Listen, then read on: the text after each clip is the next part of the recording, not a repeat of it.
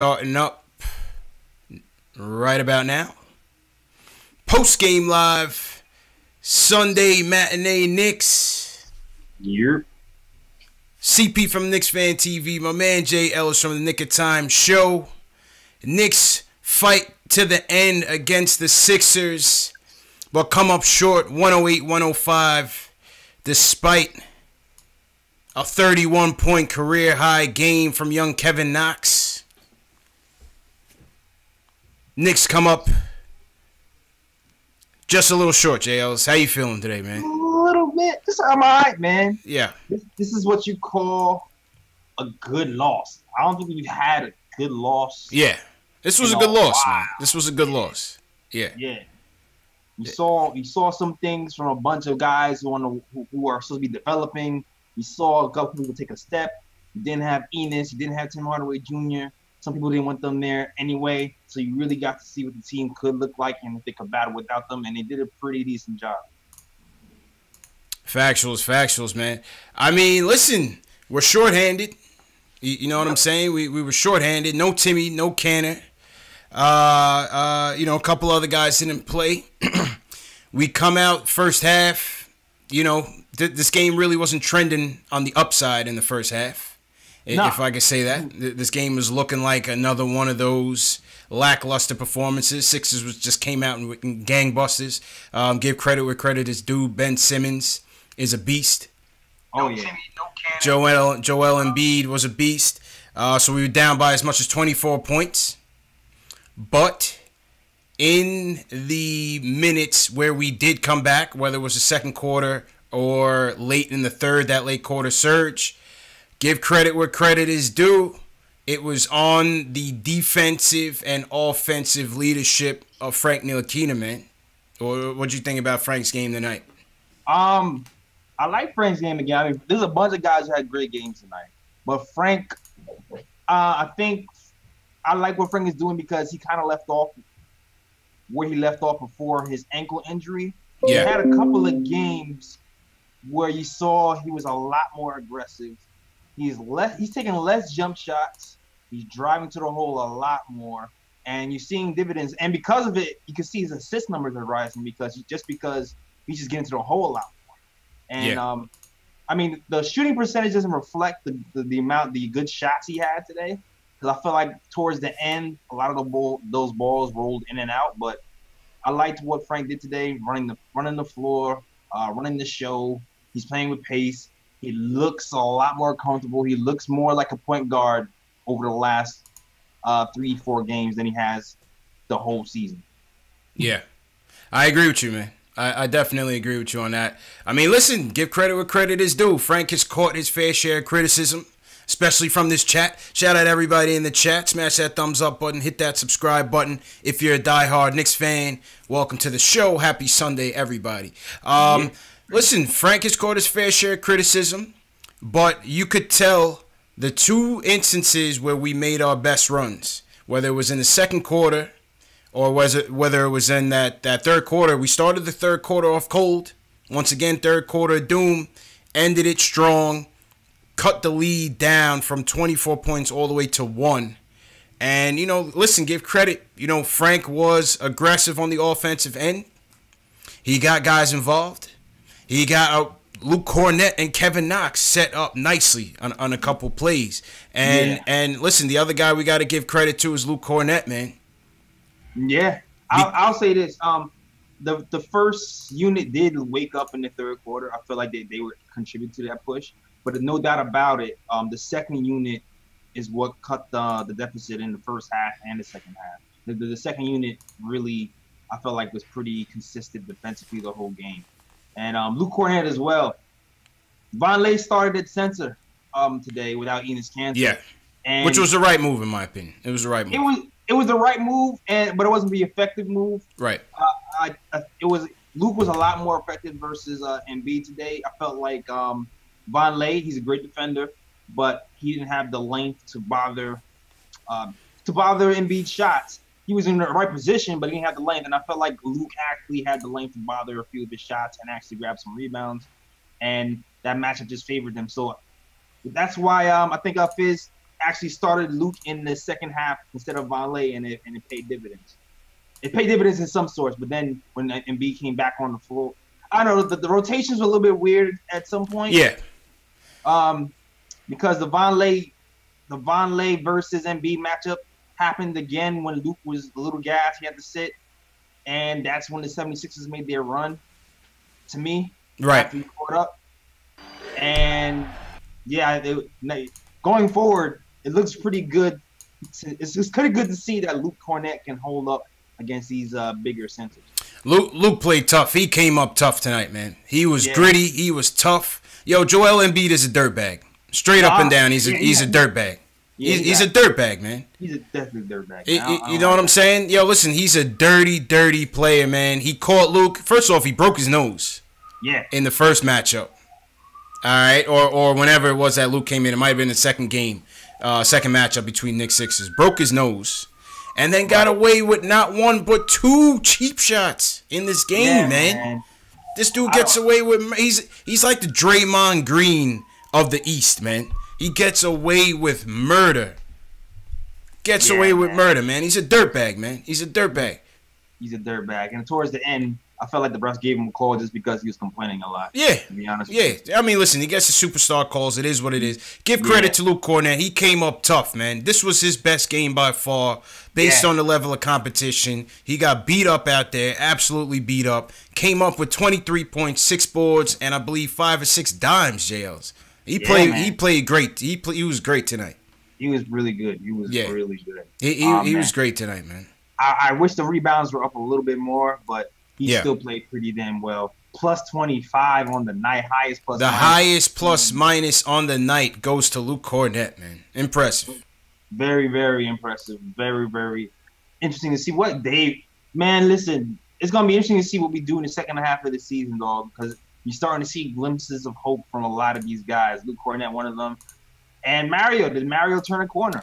Mario has turned the corner, JLs. Mario has turned the corner. Say what you will.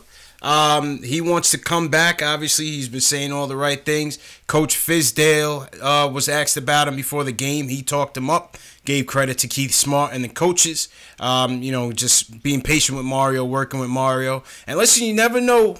Obviously, he's on the outside looking in terms of being back next year, at least from what we think. Who cares what we think? But we care what we think. You know what I'm saying? Again, 9 points today, an efficient 9 points, 5 rebounds, 2 dimes, 50% from the field. Played well on the defensive end, at his standards. You know what I'm saying? Mm-hmm. Yeah. Listen, if you end up being priced out of the Vonleh sweepstakes, you might lose Moutier. You never know. He might give you a hometown discount to come back, but he's been known to have good second half finishes. He finished the second half well last year. Looks like he's trying to put together a second half this year, but I thought Mario was also pretty good tonight as well. Yeah. Pretty good. Pretty good cast. Pretty good games from a lot of people overall. Absolutely. A lot of people. Yeah. Yeah, man. Did we leave anybody out? Well, we're going to get back to Knox. Let's go to the phones. We got Julian on the line. Wants to break it all down for us. He wants to talk about Frank and Kevin Knox. Julian, how you feeling, bro? Of course, Knox. You got to talk about Knox. I'm feeling great. Go ahead, Julian. Got you. Feeling great. It's probably the best loss of the season. It's a good loss. Best loss of the season. I agree, man. Yeah, man. Well, before I get started with the whole, not shopping the 30-piece, I just want to give credit to a certain Frenchman. He's been under pressure his whole career on a consistent basis because our fan base is so divided about, who he is and, what he can do for our team. I just want to give credit to Frank Ntilikina for, really, helping us come back into the game both times. Yep. Yo, can I say one thing real quick? Go ahead, Jails. Yo, can I say one thing real quick? Did y'all see when he almost floored Embiid? Yes. I was hoping he fell and got the lay. I was praying that Embiid fell, yo. That would have been the highlight of my year if he pulled that off. He almost mixed them, indeed. Because Embiid definitely had the stanky leg and Frank hit him with the cross. Absolutely. I can't believe he blocked that shot. Yeah. Nah, man, but like you saw, like he was attacking Embiid, the best shot blocker in the league. Obviously, other than Porzingis, but like he was going at a bona fide rim protector who's 7'1", 270, and he was not scared at all. Nah. No fear shown, and he was just being aggressive. And when he does that, he's a great player. And listen, he by the way, that block on Jimmy Butler, how many other players on the Knicks could have done that? True. Nobody. Like, real talk. Nobody. The guy is an unbelievably talented defender. You see the steals on Embiid. Like, he kept us in this game so much, and then he did so much for us. I'm just really proud of Frank tonight. He put in a shift. Yeah, man. And get into Knox, like, we knew he could score, but I didn't know it was like this. I really didn't. Obviously, we don't have like a consistent number one option offensively, so he's gonna like there's gonna be inefficiencies with Fizz's system and everything. So I don't expect him to like score 30 every night, but when he does, it is so fun to watch. He's a 3-level scorer as a rookie. How many other like guys recently have been able to do that? Be a 3-level scorer as a rookie, and he did it against one of the best teams in the league tonight. Jimmy Butler? So come on. You got to look at Knox. Knox had an excellent game, man. Excellent game. Here's what I'm excited. He went at NBA too. Yeah, yo. Go ahead, Jazz. Yo, here's why I'm excited about what I saw from Knox today, because we see Knox have these big games in one half of basketball. Today is the first game he had 2 halves of basketball. Yeah, he put it together from beginning to end. So you figured, like I know I'm excited. Really, when KP comes back, I can see Knox being one eventually. One and 1B or 1C. Yeah, I know. I can see him being like a lead scorer, like the lead. Like I feel like he has more tools. This is a guess. It'll remain to be seen if that actually happens, because he still has a lot to prove as far as creating his own offense. But within the offense, he seems like he can pretty much score wherever he wants to, and I can see him having another 30-point game or 2 this season. Yeah, we had talked about that in the preseason, man, about how many 30-point games Knox might be able to put up. I think I put like 3 or 4. This was his first one, and this was his best game. This was his best game, man. Like I said, you got to take quality of opponent into consideration. You know, I liked how Knox looked. I liked how he looked defensively, you know. I thought Jimmy Butler on the other end of him. Facts. Wilson Chandler. Wilson played him tough. Wilson played him tough. We know Will's game. Yeah. But Knox really mixed it up tonight, man. You got to like that, man. Absolutely. Oh yeah. I got one more thing too. Yeah, go ahead, bro. Cornette tonight, 23 points, and like Frank, like you know how when in football when like you say receivers get baby fed by good quarterbacks. Yeah. Frank baby fed Cornette tonight. Did you see some of the passes he was like getting to Luke? Yep. He was diming him up. There was a lot of like the one in the first quarter. Off the backdoor cut, that not many players in the league can make that pass. Look, bounce pass. Frank played excellent tonight. And imagine when KP gets back. That's the thing. Frank is playing with a corner store KP right now. When he gets the real KP, it's over. Yeah. Frank is gonna be a playmaker for the future. I can easily see, a year or 2 down the line, if Frank starts at point guard for this team, he could easily average 7-8 assists a night. So, and he's giving you, like, defense, like, first team all-defense caliber defense. So, that's we got to look. The future is so bright, so bright. So bright. Thanks for the time, guys. I appreciate you, Julian. Good call as usual. Yeah, JLs, man, listen. For Frank to come back off of the ankle. Confidence lacking even when he was on the ankle, and come back. Listen, tough team. This Philly team is outstanding, man. They move the ball well. They move themselves well, almost better than anybody. Third in the league in assists. Ben Simmons is ridiculous. J.J. Redick moving without the ball is ridiculous. Yeah. They play good team ball, but listen, when Frank came in on both ends of the floor, that's when this team got elevated, and the two times. Two times, man. Definitely, man. I love the new aggressiveness we've seen from Frank. I think he took like 2 jump shots. Everything was going to the hole. Yeah. Everything was going to the hole. I was glad to see him mix it up because I felt like he relied a lot. He relied a little bit too much on the jump shot, and it killed his confidence when he wasn't making it. When he wasn't making it, I agree. Yep.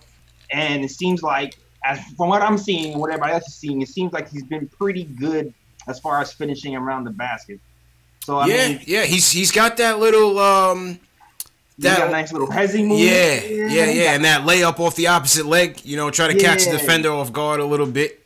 Got a little Euro step going. Yeah. He tried to change speeds a little bit, still a bit slow, but you know what? He was effective. Frank was effective tonight, man. And he's attacking. Like he had this bad habit of waiting for everybody to come up once he passed half court. Yeah. And I've seen him just not stop, just slow down, survey, hezzy, and then go again. He changed speeds. He changed his speeds up a little bit out there. Yeah, man. He's definitely grown, man. Absolutely, man. Shout out to this coaching staff, man, because you can see every guy who's brought here, all these young guys, you can see little steps happening with pretty much each one of these guys. Yeah, indeed. Listen, one of the things that Fizdale was asked about before the game was the lack of defense, the piss poor defense that this team exerts. And Fizdale said, listen, they're having a tough time with the concepts. You have these teams coming in here on a night in, night out basis, giving us different looks, confusing these guys a little bit. And, he basically blamed it on lack of experience. It's a young team. Obviously, they haven't seen certain things. But when they're able to see these teams, second or third time around, it should help. This game, the defense, like I said, it was a tale of two halves in terms of the defensive effort. But in the second half, they really tightened up. And you got to give credit. The defense tightened up in the second half and made it a game. They made it a game, bro. Yeah, I feel like what he said is half right and half wrong. It's right that, it takes a while to get used to some things, especially for the newer players like Knox, right? Mm-hmm. Or Knox or Trier, those guys. But then there's also guys who already have a high defensive IQ who haven't been in the game as much, like Luke. Luke, for instance, who was part of that big run. You can see the difference in the defense when you have Frank trying to guard the pick and roll and Luke backing him up. Yeah.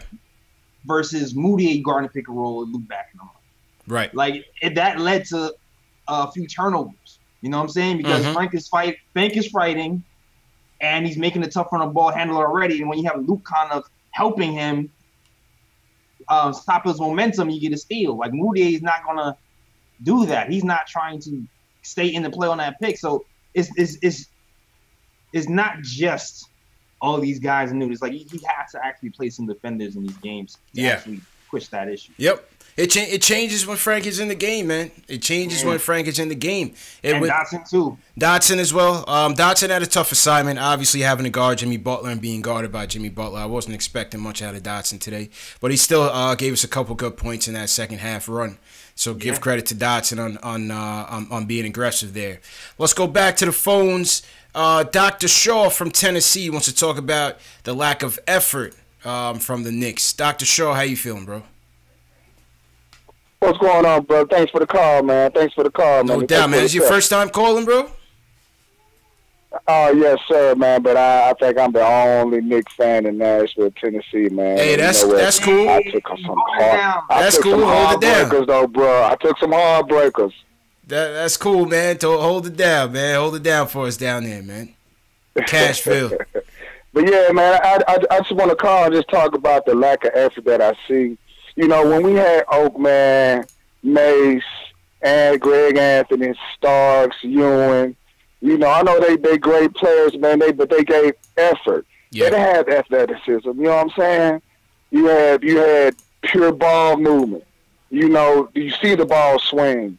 You don't have that today. I know everything want to be spread it out, but shit, excuse my French, but play man-to-man defense. Yeah. Well, one thing about those guys, those guys, where they were much smarter than these crop of players, man. Those guys, Oak was on an interview the other day. Oak said, listen, everybody knew their role, and they came and they played their role. They played selfless basketball, and that's what it was about, man. The IQ of those players back in those days was a lot different. Yeah. That's a fact.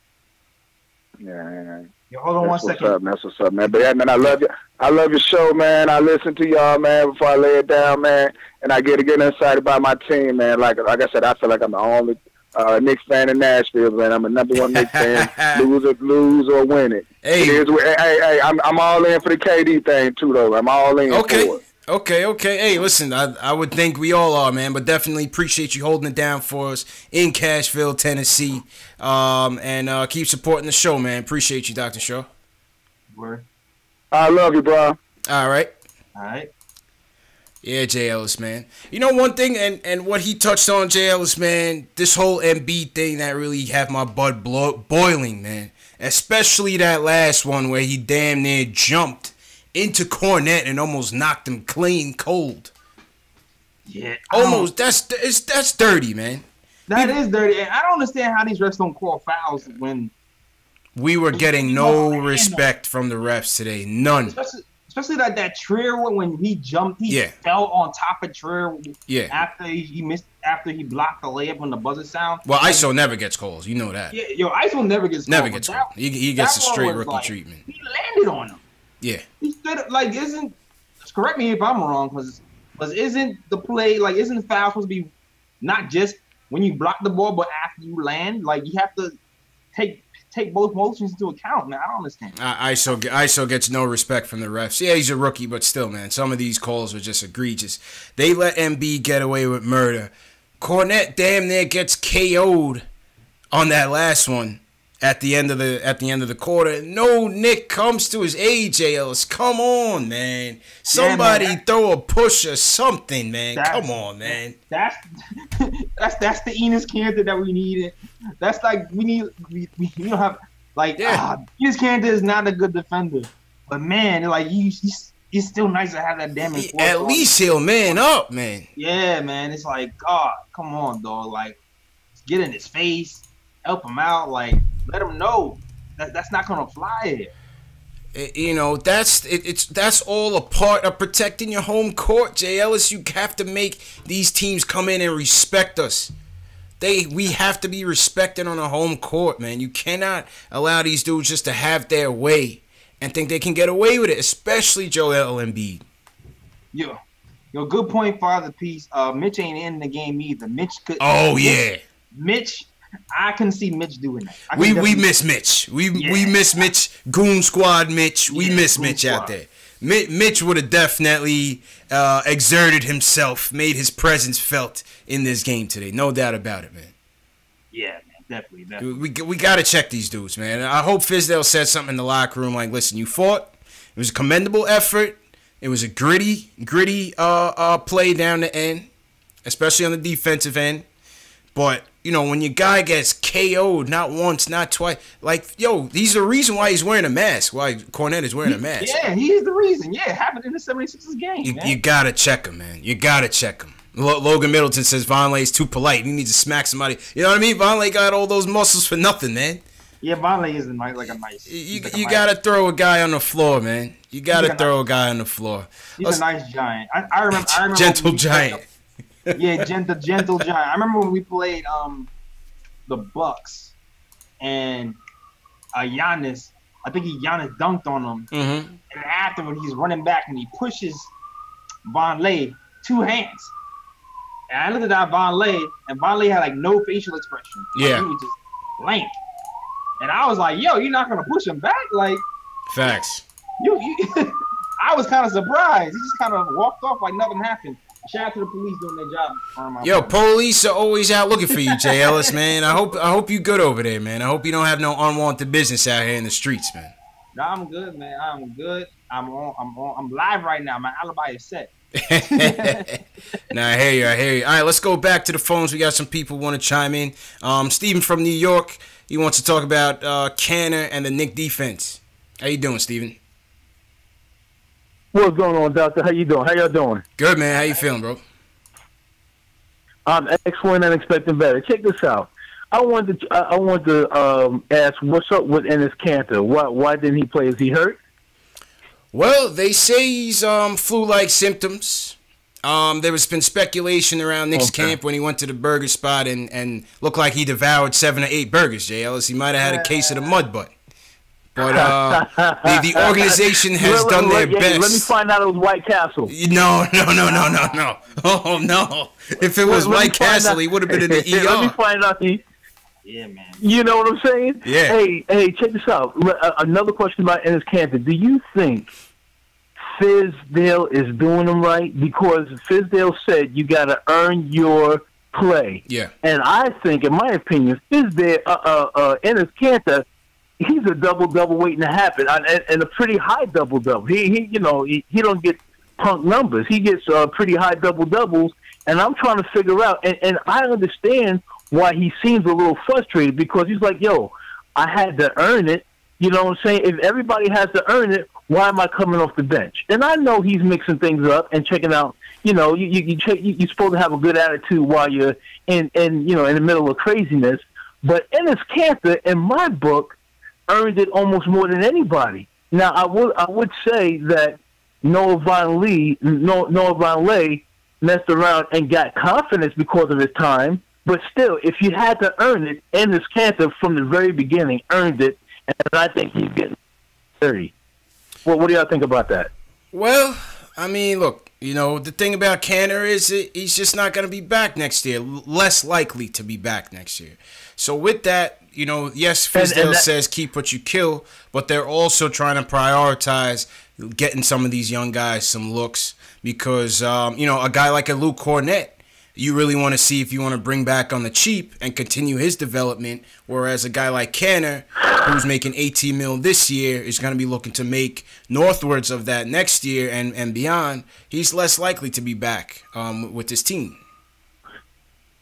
Okay, listen, you know what? I hear what you're saying. I do understand. At the same time, if the coach says, you earn your stuff, but you know what? Enes Kanter was playing so well that he said, I want my name to be up there on the rafters. That's what he said. He said, I want to retire, Nick, and I want my name to be on the rafters. And then, the very next game, he got little minutes. I was like, oh, man. He went from way high, talking about, how Latrell Sprewell said, I want to be one of the all-time Knicks greats or whatever like that. Mm-hmm. And then he was, treated like chopped liver. And as much as I like Fizdale, yeah, that's kind of not cool, especially when you say you have to earn your playing minutes. No one's guaranteed anything. And what's up? Talk to me. I hear that. Well, that's what I'm saying. It's a contradiction. What you said, I understand, but it's kind of like a contradiction of what you said. It is. And listen, Fizdale is going to learn it, and appreciate the call, Steven. Fizdale is going to learn Jay Ellis over time, what to say and what not to say, and understand that the things that he does say will come back and bite him at some point. You know what I mean? But speaking on the Kanter topic, obviously you know the deal in terms of his long-term future here. What did you think about? I don't think me and you got to touch on the Zebo rumors with Sacramento. What did you think about that in terms of those trade prospects? If we get a pick back, I'm with it. That's my thing as well. We need a pick back. Need an asset back for that in that Zebo trade. Yeah, I feel like we either need an asset back or we need to get rid of, or if we get attached something like a Courtney Lee back, then I'm great with that. Yeah, I agree with that, man. Definitely need some sort of at least a second round pick. Just a salary dump doesn't really make sense for me. If we're able to dump a Courtney Lee on top of that, which for the Kings would give them some nice veteran depth for their bench. as they potentially make a playoff run. So yeah, I'm trying to fleece the Kings here, but I'm trying to sell them on our two solid veterans, Jay Ellis. You know what I'm saying? Vladdy Divac, holla at your boy. Looking like a used car salesman. Right looking like a used car salesman. Boy. But in all reality, I know some Knicks players on Twitter and stuff don't like Enes Kanter. Yeah. But Enes Kanter is a useful player. He's just not a useful starting center.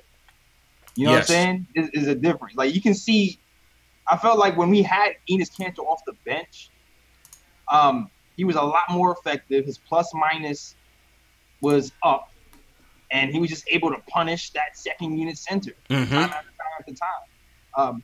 And I feel like Enes Kanter on the Kings would give the Kings a pretty good boost off the bench. Yeah, real talk. I think he could help them. Not even trying to, BS him. I think he could definitely help them.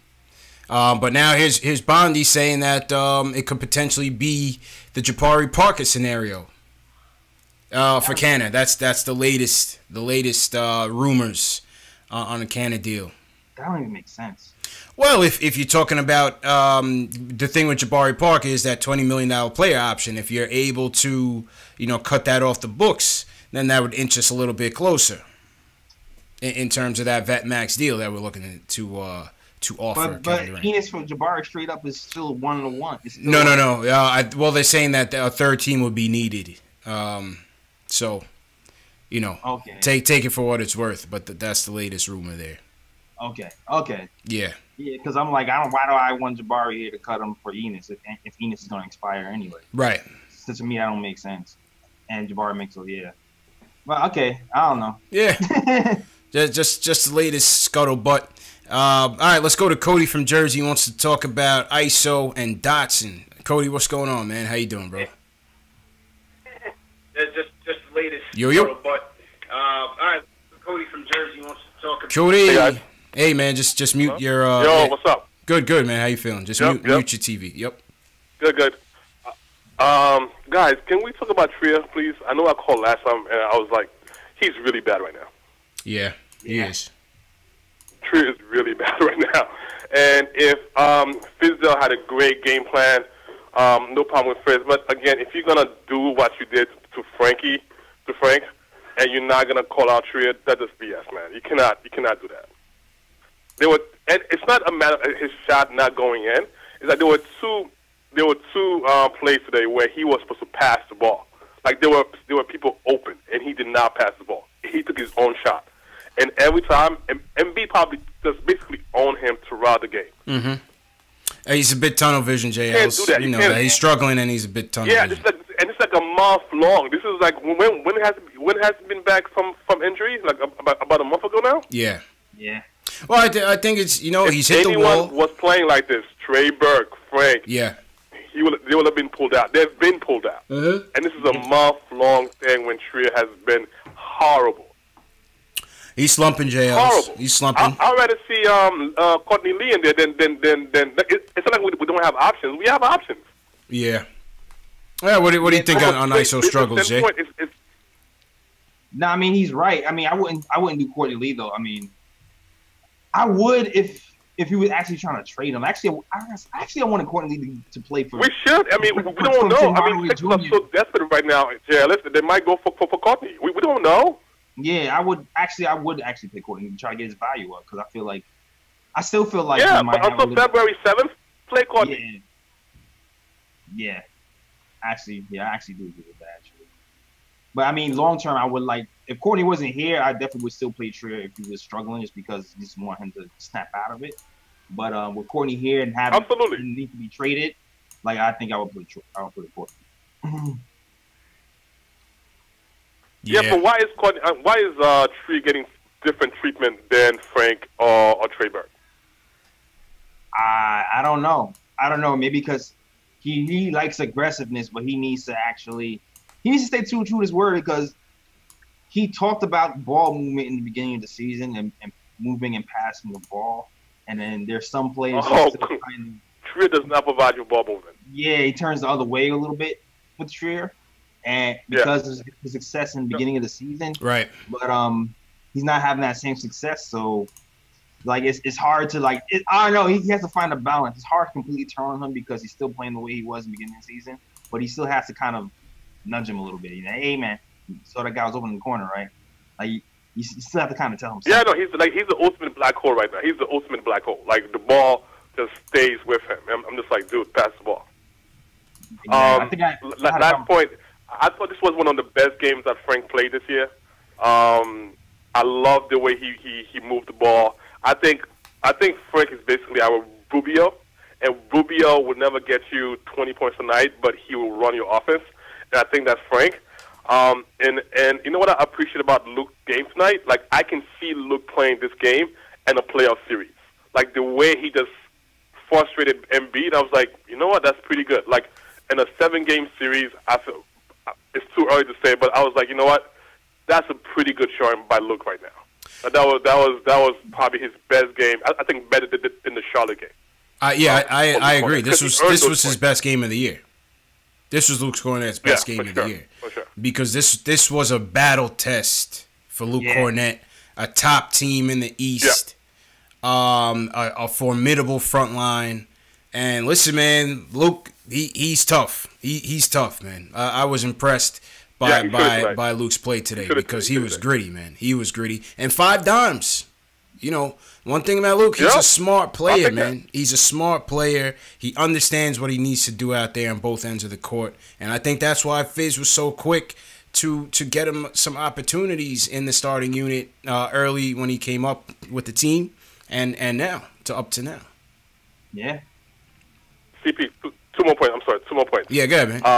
Vonleh is not a center. He can guard 1 to 4, but he cannot guard 5. Let's not. I know people are saying like he can guard 1 to 5. He cannot. Like, well, this was a tough matchup for him, though. In all fairness, I mean, how many guys can really check Embiid a 1-on-1? This was a tough matchup for him.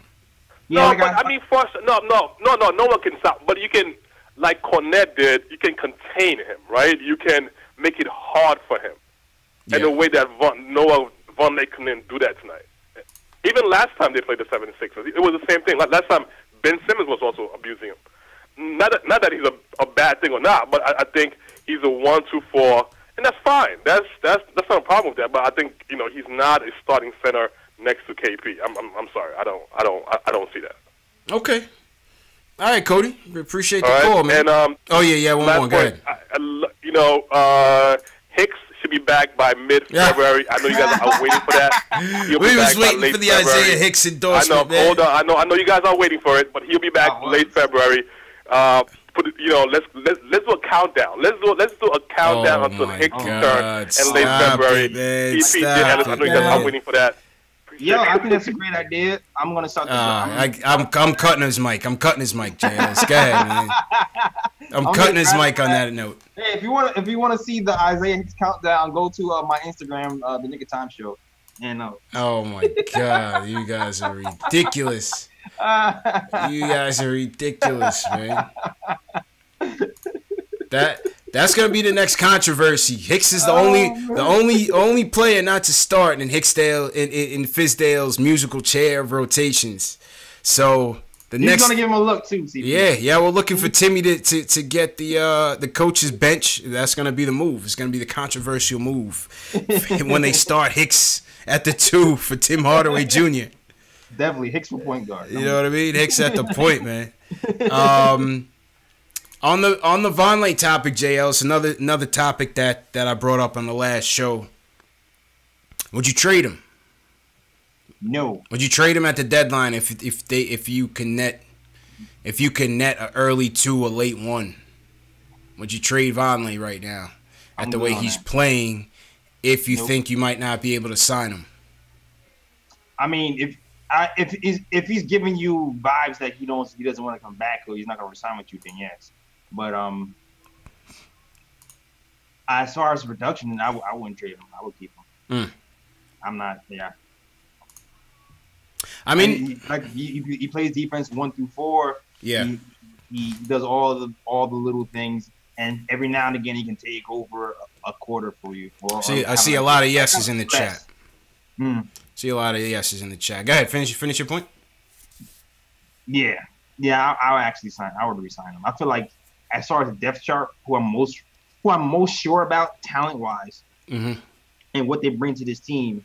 Like, as cool as Moody has been playing, he still has holes in his game. I know Vonleh has holes in his game too, but I feel like there's more use for Vonleh, and there's a lot more, there's a lot more room to get like a Moody, or another point guard here. That's true. I think I'm not sure if there's a lot of room to get another Vonleh. Yeah. I would still gauge the market though. I would still gauge the market and see how it plays out. You never know. You might see maybe a Houston, maybe Lakers. One of these Philly. He was rumored for Philly. Shout out Dave Early with Dave is a Philly Sixers blogger who had mentioned that. You think somebody's gonna give him a first for him? I don't know. I'm just saying. Think of a contending team who is cap strapped. Looking to make a run and doesn't really mind parting with a late round pick to get some depth. Like a first, you might have to consider it, but I'd do it for a late first. I'd do it. You might have to consider that. A second, nah. Yeah. At the very least, you got to listen, right? At the very least, you got to listen. That's all I'm saying. Just listen. You never know. How many Swiss Army knives are there out there? Yeah. He's our best player. He's our best player. I'm not sure. And, I'm not sure. Yeah. I'm not sure if there's a lot to pull from. You could argue he's been the MVP of the season for this team so far, for this 10-win team. If there was an MVP, it would probably be him. Yeah. But a late first would be nice, man. A late first would be nice. I don't know. I don't see that happening. A late first? Yeah. Never know. All right, let's go to Ari. Ari was at the game. We're going to go to Ari, and then we'll do some player ratings. I think this game was player rating worthy, JLs. What do you think? Yeah. I think it was player rating worthy. All right, Ari, what's good, man? How was the game? How was the vibes? What'd you take away today? What's up, guys? The game and the vibe. So a lot of Eagles fans at the game. Oh, boo! Trash as usual. Boo! The Eagles fans. We had to drown out. Get them out of here! I hope these dudes lose by 40. We had to drown them out. Good. But good. Yeah, listen. I mean, I don't. Again, great L in my opinion. Obviously, I don't think there's any coincidence. I don't think that there's any coincidence that when Tim Hardaway Jr. is out, Kevin Knox has his best game of the season. Good point. I think we need to. 2 points for Ari. If this was around the horn. I've been calling this in the entire time. I want to self-proclaim myself the president of the Trade Timmy Jr. fan club over here. Listen. Great. Go ahead, Jails. Go ahead, Jails. There's a lot of people gunning for that title, dog. You're not the only. There's like 6, 7, 8 of y'all. Carlito. Oh my God, too many to name, man. But yeah, TMG on my chat. Too many to name, man. Too many to name. There's a lot of those. Factuals.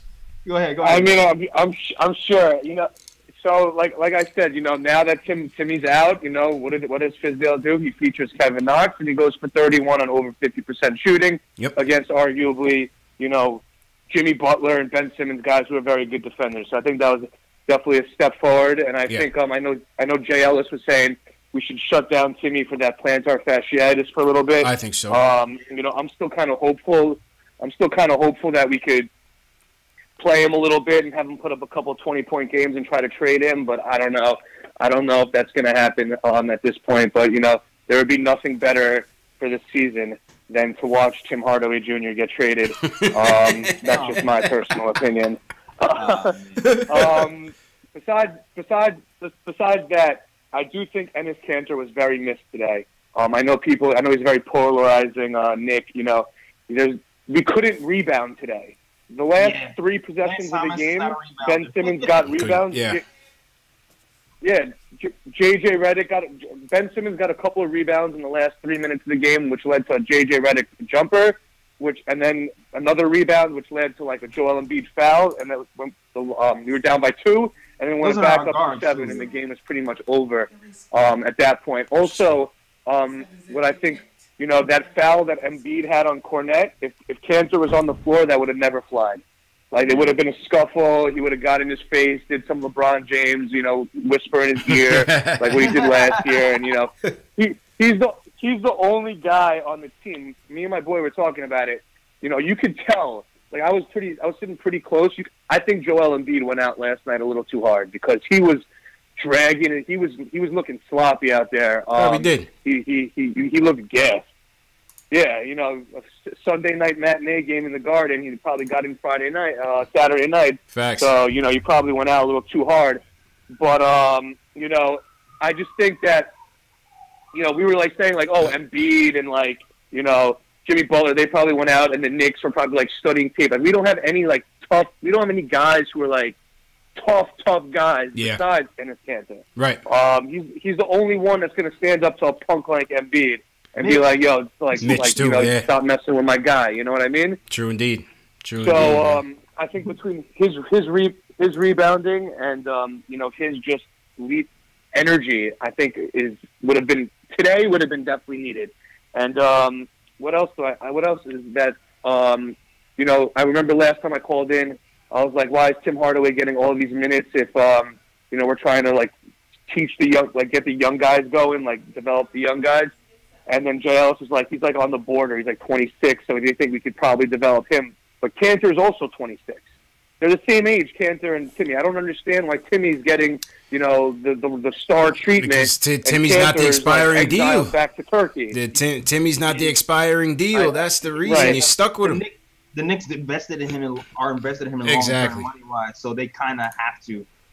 Kanter was the best we could have gotten in the Melo deal. Unfortunately, he's just making too much money to logically build around him when you have to pay KP already. That's it. It's not that he's a bad person. Right. It's not that he doesn't contribute what he can contribute on the boards and in the points and some of that mixes it up. He's just not the guy you can put that money into at that style of play. No, agreed. You definitely can't put the money.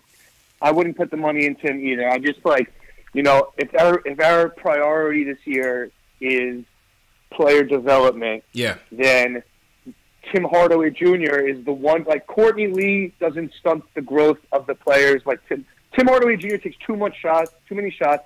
His usage is too high, and you could see it. He was off the court today, and then they featured Kevin Knox, and he had 31 points on over 50% shooting against great defensive teams. So it's like, if that's the goal to get these guys better, then I don't see Tim Hardaway Jr. fitting into that niche, and maybe that's why. I mean, I'm not sure how long they're going to keep him out for, but the longer he's out, I hate to say it, 'cause I think he could be useful on like a team that needs like a sixth-man scoring spark off the bench.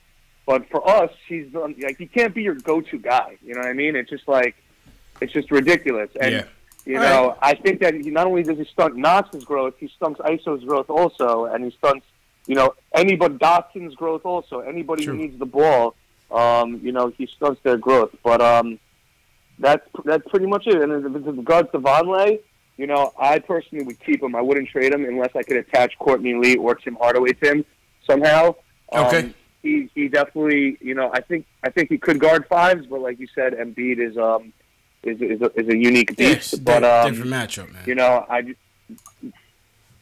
So besides that, I think the decent defense and overall okay out today. So I can't complain. Appreciate the call, Art.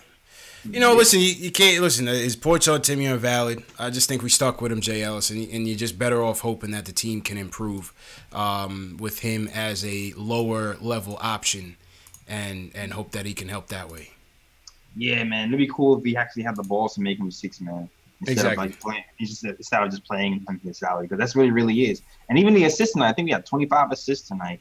Like, the ball movement was a lot better. The defense is better when the first half defense was, but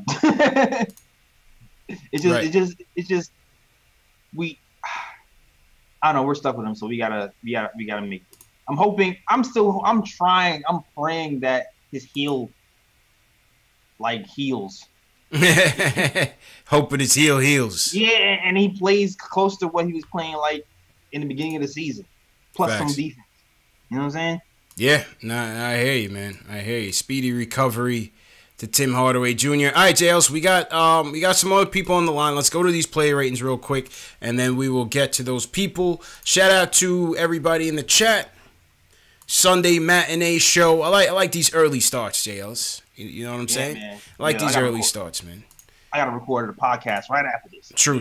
All right, so real quick, we're going to get to the guys on the phone in a second. So Steve, Jamal, Tavi, Omar, just hold on 1 second. Paul from LA, we see you as well. Shout out everybody in the chat today. Mark Reyes, DJ Joyce, Above the Rim, Paul Quick, Zombie Jr., Alex Collins from Ireland. What's going on? JLs, who you got in your chats today?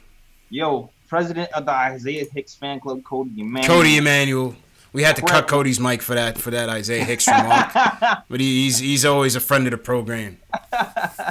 You good, Cody? You good here with me? Yeah, he's good peoples. Cody's good peoples, man. How we got Facebook and Periscope? Hold on. I gotta hold on. Let me hold down my YouTube. Okay.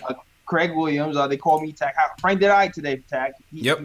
And the point guard. Shout out Tack. Bob Shan. HB Mac. What up? HB Mac. Ricardo Custer. What up? Yuska, what's up?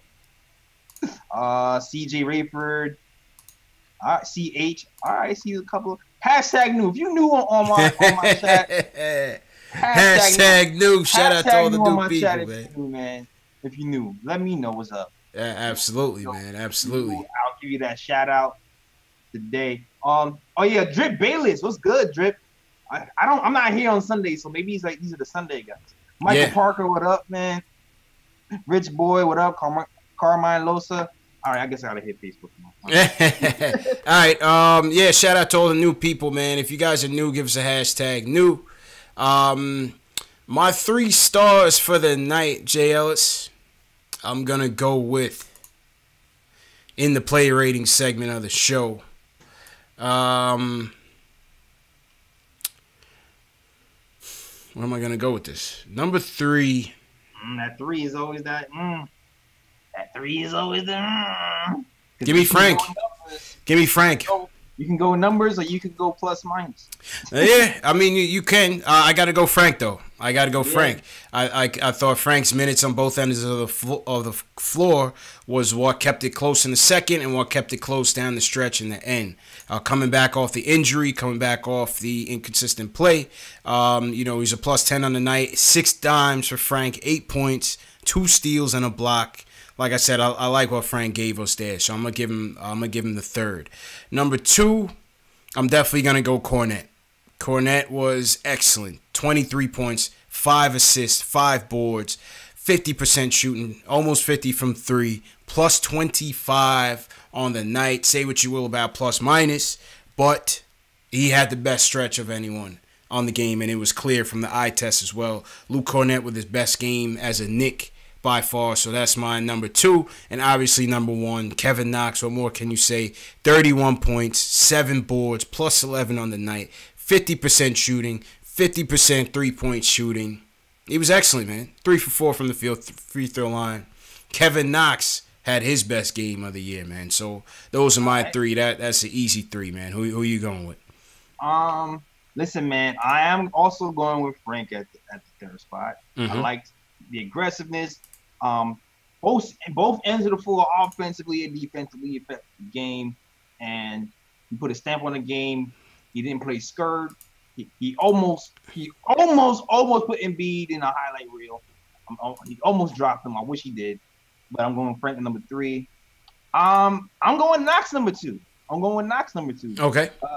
31.7 rebounds, career high, 52%. Pretty damn efficient game. I love what I saw from Knox.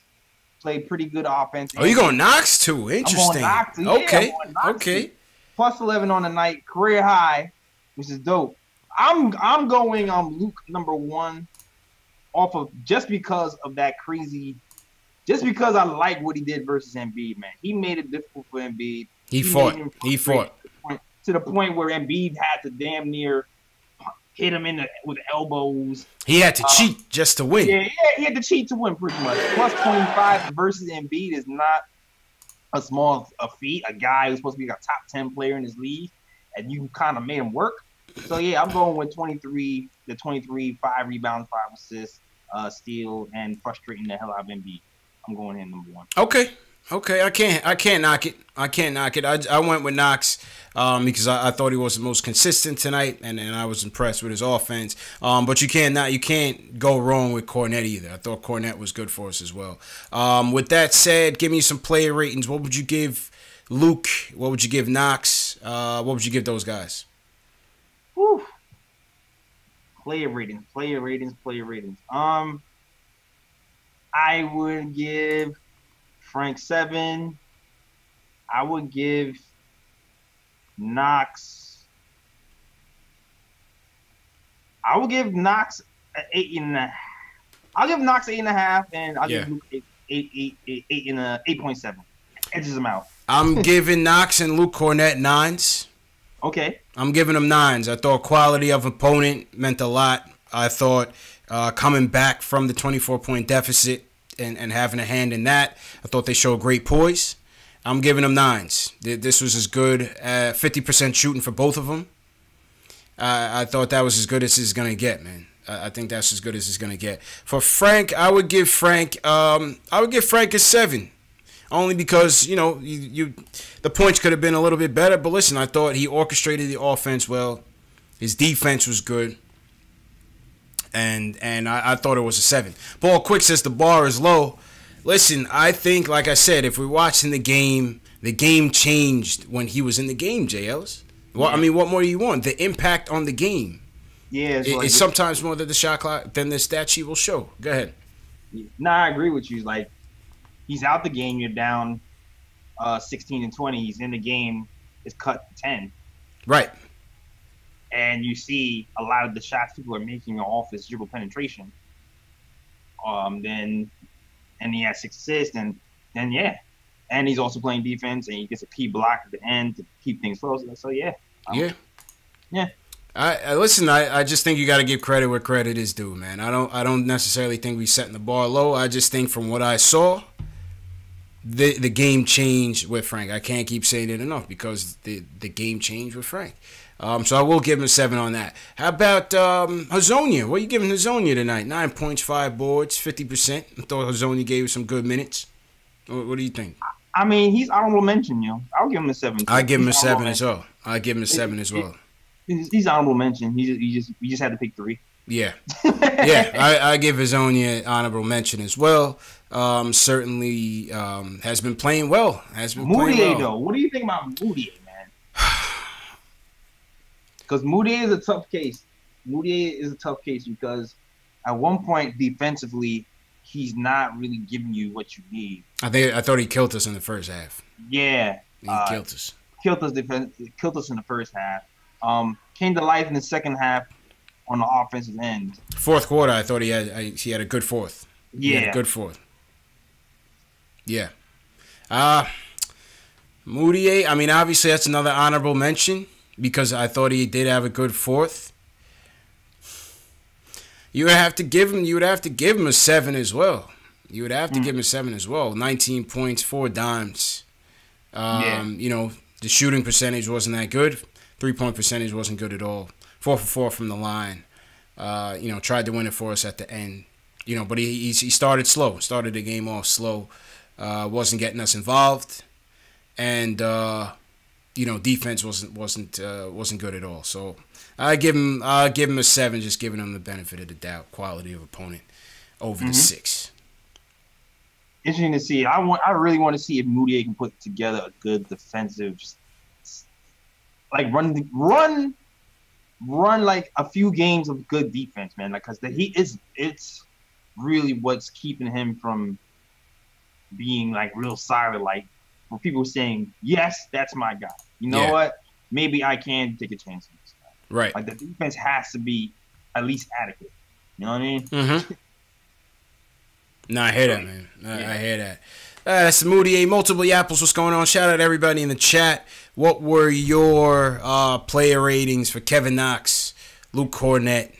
What were your ratings for Frank Ntilikina, Emmanuel Moutier, Mario Hezonja? Leave it in the chat. Leave it in the comment section. Let us know what you guys thought about those guys tonight. And that was the player ratings segment of the show. Jay Ellis. All right, so we're moving along. We'll take some more calls.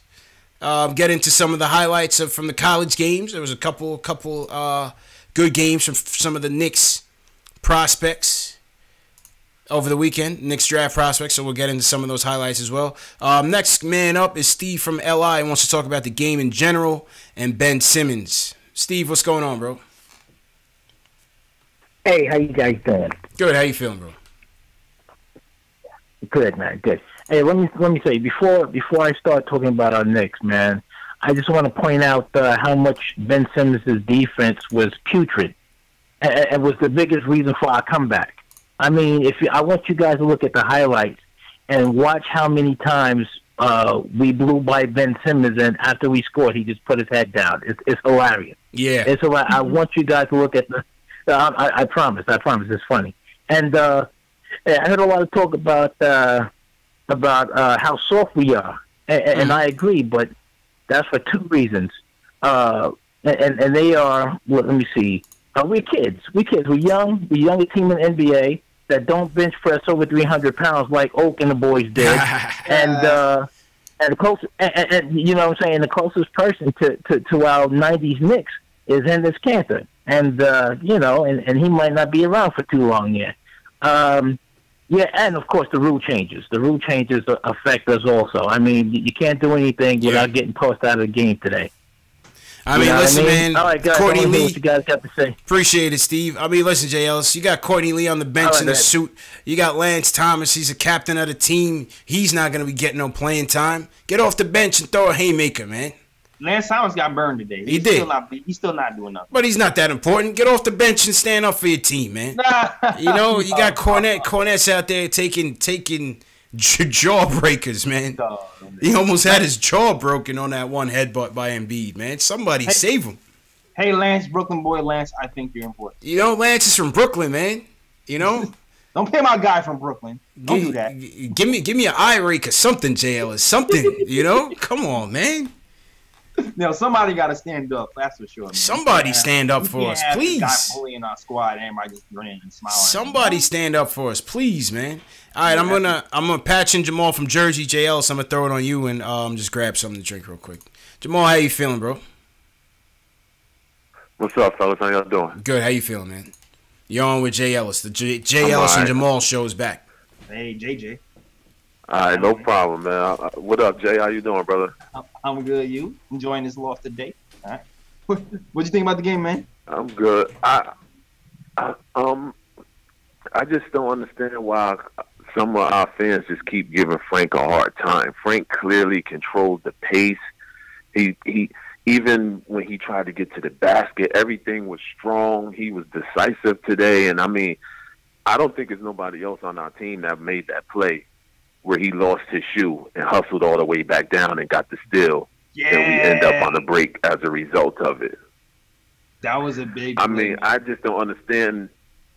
I don't understand how people viewing and just judging. It seems like if you ain't getting buckets, people can't really see your value these days. Ding, ding, ding. But Frank is definitely a keeper. All he needs is we need a trade where we sending out more players than what we get into, where he know he could get the time and his mind could be relaxed, and he'll develop and be everything that we need. Trust me, I'm not worried about Frank. Oh yeah, no, I'm right. And I'm right Kevin Knox. Go ahead. Kevin Knox showing he a big time player. He doing what he doing without even like commanding the ball. He usually goes stretches without getting it. He make the most out of his opportunities, and I'm just happy to see his growth. And like today was the best kind of loss you could have, where he get even more confidence in the team, play well and fight and show that we'll be a team to be reckoned with in due time. Yeah, man. And pretty much. Yeah, Jamal. I'm sorry. Pretty much, Moutier is just looking to create his own offense at this point. Frank is creating for himself and others. If the opportunities pass, it's time to move on from Moutier, move on from Kanter. He's selfish. He talking about he planned on making the All-Star and doing all. Everything was fine. He was fine with getting numbers on a bad team until his playing time got cut. And he's not a professional like Courtney Lee and the rest of these guys. So now he crying and eating 18 cheeseburgers the day before the game. It was the stress. Doing all of this the stuff stress was too much to handle. Like, the stress was too much to handle for him. It's just selfishness. We don't need that. He trying to go to Joe Kim Noah route where he gonna get himself banished from the team. Go wrestle. Go do what it is you never need to do. We just don't need that selfish because he's clearly showing he's selfish. Oh man. Yeah, true indeed. Appreciate the call, man. I just wanted to know if you guys. All right, if you guys plan on having any more viewing parties or hitting any more games this year? If y'all do, just share it after we hang up. Yeah, we supposed to. I gotta link up with Knicks Film School and them guys and see what the plan is. But I think we were supposed to. I think the plan was to do another watch party. In terms of games, I'm trying to get to that Mavs game, Jay Ellis. I don't know if you want to do a live on location, go to the game. I'm trying to get to that Mavs game. I got to see this Luka Doncic in person, man. I want to see what that kid's looking like, man. I don't want to see that in person. Knox versus Luka's a good ticket now. Don't sleep. All right. Don't sleep. And we played him tough in that first game, man. We definitely did. Yeah, man. So yeah, Jamal will definitely keep you guys posted on that. If anybody either wants to go to a game or we end up doing a watch party, we definitely keep y'all posted, man. That first watch party was off the chain. We had a lot of fun, man. Yeah, it did. It was. I had a lot of fun. All right, JL, so let's go to Tavi from VA. He wants to talk about Luke Cornett. Tavi, how you feeling, bro? What's up, bros? How you feeling? So my question was about the play on Luke, where you got, I think, jabbed or essentially slammed to the ground by the Philly player. I don't remember his name. Yeah. So, in your opinion, do you think that was more of a bang play, or was that more of a dirty play? I saw it as a dirty play. Because that's the type of player Embiid is. You know, it's like if Patrick Beverly did something like that. Patrick Beverly's a dirty player. You know what I'm saying? Yeah, those guys just don't get the benefit of the doubt because of their history. Presented by. And my fault. That was extremely loud. I'm trying to get these Cornette highlights. My fault. But yeah, that's just their history. That's just their history, man. So, you know, it is what it is. The referees will look at it. Hopefully, hopefully Embiid doesn't get that call again. He was complaining to the referee, like after he did it, that I guess he was fouled on the other end or something. But yeah, it was. He was, man.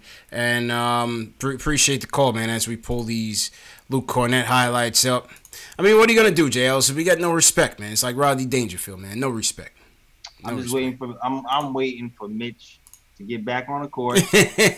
Goon Squad, let's go. Squad, Louisiana gangster. Let's go. Back on the court. Next season, he's gonna hit the weight room. He's gonna come back brolic, and he's gonna be pressing dude. Let's go. He's already pressing dude. That's right. And he's a rookie. He's 18 years old, man. He's 18 years old. Pulling up on the Morris twins. Like, what's really good? What y'all want to do?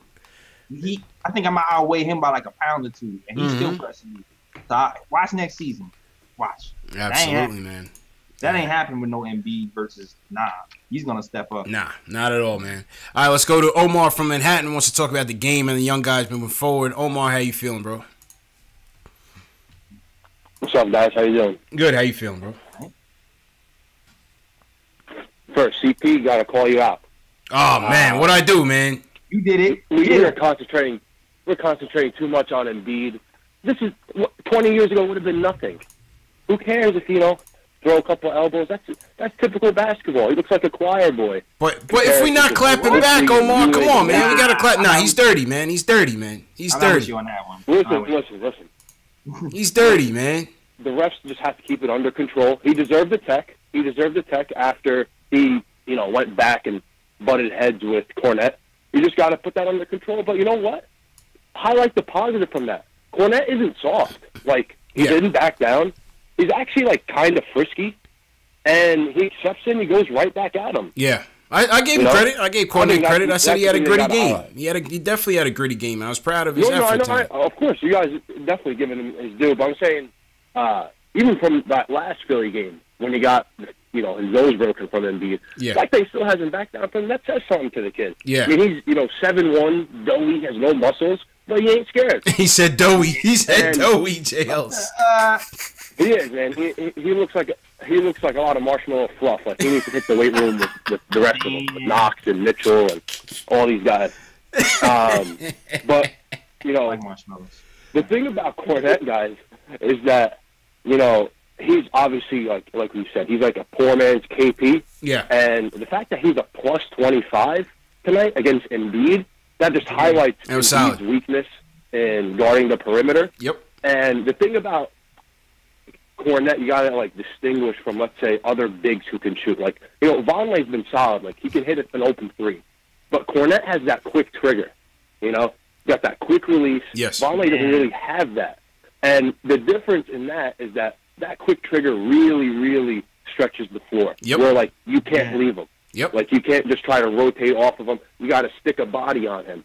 And when you see how that opens things up, those backdoor cuts that you see with Hezonja and Knox now, and Moutier, that's like the KP element that gets me excited because you see Knox playing well with that. And, KP got that quick trigger that really stretches the floor for everybody. Mm-hmm. And, when I think KP gets back, how he fits with Knox and how you see Frank has played well with KP in the past, I think that's the most promising thing. I don't know why guys, just to segue into Frank, are so down on him. He's 20 years old. People have been so excited about Trier. Trier's actually older than Moutier.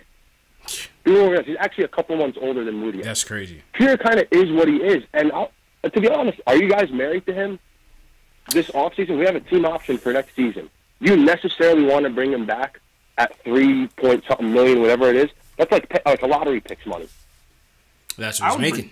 I would still keep ISO though. Yeah, I would still keep him too. I would still keep him, and you can keep him and sign him using like your exception or whatever. Yeah. But I'm not necessarily married to him because I don't know where he's going and his style. Like if you look back to his days with Arizona, he had DeAndre Ayton on his team and Lauri Markkanen. And the biggest thing about him, and I watched a lot of them, was that he never got those two young bigs involved.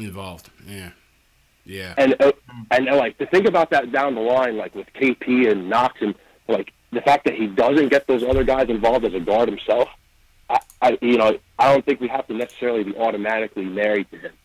And the other thing with Knox today is like efficient. He got stronger as the game went on. I thought early on, like he really struggled defensively. He got caught in a couple one-on-ones with Butler and Simmons. And they took it to him. But he got stronger as the game went on, and his body just looks a little stronger. He's finishing through contact now. And his defense, I thought, by the end of the game, he was playing pretty well. Like, he was in the right place. He's keeping guys in front of him. Got a few deflections, couple steals. I think, we just got to keep featuring him, and, people got to stop worrying about the minutes. They were missing Kanter and Hardaway today, and they're only playing one game this upcoming week, and he had it rolling. That's the time when you need to push him. I got to ask you guys something. Mm-hmm. Of Vonleh, Kornet, Moutier, we'll throw in Burke and Hezonja. If you could only keep one of them, who would you keep? Oof. He said Vonleh. And consider the money involved. So consider that like you said Vonleh will cost Kornet, let's say $7 million. Burke and Hezonja. Oh, right Kornet. now it's between Vonleh and Kornet, really. And Kornet is coming on pretty. It might be Kornet at this point, actually. To me, it's Vonleh, I think it might, Vonleh and Kornet. Yeah, it's. Yeah, what do you think, CP? I think realistically, could very well be Kornet, because he's going to be the cheapest. You might end up, depending on how they prioritize his money. I believe Vonleh is only getting maybe $1.5 million, if I'm not mistaken. But he's going to end up getting a big pay raise. Kornet's also getting, I think, 1.5. But Vonleh may end up going above the Knicks' budget, depending on what they have for him. I don't know. We don't know. Here's the thing, CP. If Kornet keeps putting up 23 points against premier centers, that's true too, and playing defense, then his price can go up as well. His price might go up as well, man. It's a good question. It's going to come down to those two, I believe, though. Yeah. I think with the money involved, I think it'd probably be Kornet because he'd be significantly cheaper than Vonleh and Moutier. I mean, Moutier, to be honest, guys, I got to tell you, like, he's just kind of a stat stuffer. His defense is so bad, if you guys really notice, that they don't even trust him to guard point guards anymore. Yeah, we do. They always put him on the off guard because his defense. He might be the weakest defensive player on the team, and that's saying something. It's a battle between him and Timmy. Because he can't even guard point guards. Huh? Yeah. Between him and Timmy, the defensive rating of that tandem is ridiculous. It's a battle between him and Timmy. And he just, like, he has a lot of his numbers come, like, when we're down 20, and he doesn't really get other guys involved. What is he averaging? 3-4 assists a game? Like, and he doesn't stretch the floor. He's not a knockdown shooter. I guess if Kornet really we can get him back at, like, something like $2 million or whatever it is. Yeah. Or veterans minimum. Kornet and Vonleh are basically making the same. Because he gets. I would say he does get guys involved in stretches. At times. He does get guys involved in stretches. I'm not going to say. I don't know, man. But his defense is still. Your point guard should not be taking 17 shots in 27 minutes or 21 shots in 30 minutes like he has these last couple games. With Kornet, he's going to be a backup big. And Vonleh, maybe a backup big, maybe a starting big. I like Vonleh a lot. Like, he is, like, the ideal complement to KP. Yeah. But Kornet, he actually is kind of a matchup problem, kind of like a Mehmet Okur. Do you guys remember? Oh yeah, definitely. Yeah, I remember him. Or a Jonas Jerebko. He's that kind of. He could be that kind of backup big where, like, he really stretches the floor and can drain a couple threes for you. I think it might be Kornet. But yeah, like I said, like, back to Frank, we gotta like just preach patience. Like, he's younger than some of the rookies that came in this year, and some of the rookies that are coming in next year. Mm-hmm. And I tell you, if his prime is a guy who plays maybe not a starter, but 25, 27 minutes a game, and he's giving you great defense, 10 points, 5 assists, like, you wouldn't sign up for that. He was a number 8 pick. He wasn't a top 3 pick. I would definitely sign up for it. He's a good kid, and he's a good teammate. That's a quality. Like, Marcus Smart was the 4th pick in the draft. He's an awful offensive player and a good defensive player. They love him over there. We got to give him time, Got to give him some time. No, I hear that. Good call, Omar. All right, man. Take it easy, guys. Have a good rest of your Sunday. Yeah, man. Have a good week, bro. All right. That was Omar from Manhattan. Yeah, I mean, listen, Jay. I think one of the things is that Vonleh gives us a bit more versatility in terms of offensively and defensively in terms of what he can do. Yeah, he plugs in a lot of holes. Kornet, as Omar alluded to, you have to respect his shot. They don't respect Vonleh's shot, even though he can knock down a 3. Kornet, you have to respect him. And so he opens the floor that much more. He'll keep the paint open. So it's a lot. It's a lot of pros and cons of both guys, man. I think Kornet has really impressed me as well, man. Because even when we got him last year, it was kind of like what he's doing this year is what I had hoped he would do when we got him. You know what I'm saying? It was like, can he be that stretch 4 or 5, and can he defend at this level and really hang with the big dogs? You know what I'm saying, at this level, and he's impressive, man. He's been impressive. Exactly. Now I'm with you. Yeah, man. He's a rebound. Like I said, it's still the rebounds. Yeah. Because if this guy can give us 8-9 rebounds a game, then right next to KP, you good, done. You know what I'm saying? A guy can stretch the floor and play defense and bang with the big guys. Yeah. You just got to get those rebounds up. True indeed. All right, let's go to Paul from L.A. He wants to talk about Frank and Kevin Knox. Paul, how you feeling, bro? I'm good, fellas. It's good to talk to you guys. Good to talk to you, man. I had a chance to speak to Jay Ellis a while back. Okay.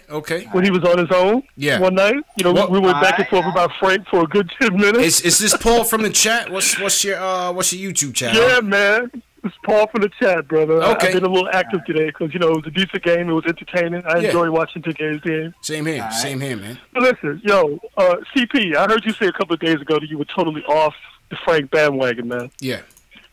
He had one, halfway decent game today, and it sounds like you're right back on. No, this is what I said. This is what I said. This is what I said. No. Let me correct myself.